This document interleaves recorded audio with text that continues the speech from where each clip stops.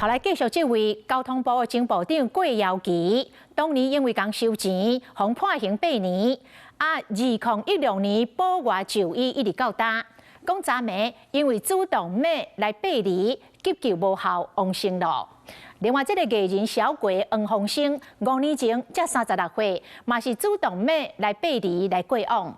这几天全台湾的日夜温差拢超过10度，心脏科的医师讲，这个温差若超过10度，就可能会来引发到主动脉来背离，尤其是高血压、高血糖、高血油这3关的乡亲，拢要特别注意。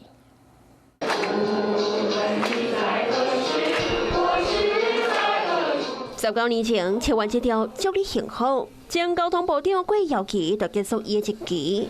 后来因为涉嫌收人的好处，去互判刑8年，2016年保决就医到今。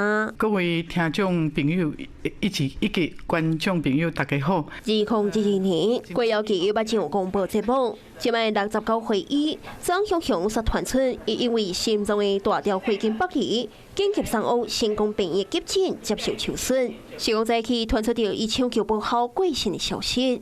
艺人黄鸿升伫5年前过身，伊迄阵才36岁，过身的原因嘛是主动脉剥离。主动脉剥离基本上也是跟温差有相关的。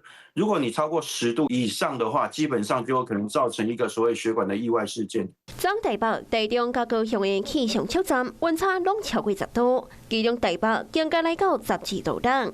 医生讲，65岁以上的四大人、加3个患者，以及有心血管病症风险的民众，拢要特别细腻。是讲这几天的中昼，拢像抓人共款，严格若到拜五，就搁要变天啊。留意的就是随着锋面通过以及冷空气开始南下，在迎风面北部地区是会有气温比较明显下滑的情形。预估在周5的高温大概落在21、22度左右，跟前一天的高温比大概会有10度左右的落差。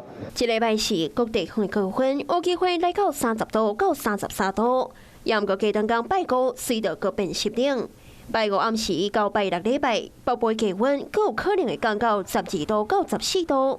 春天后补变，天气变种也是爱穿好少，注意健康。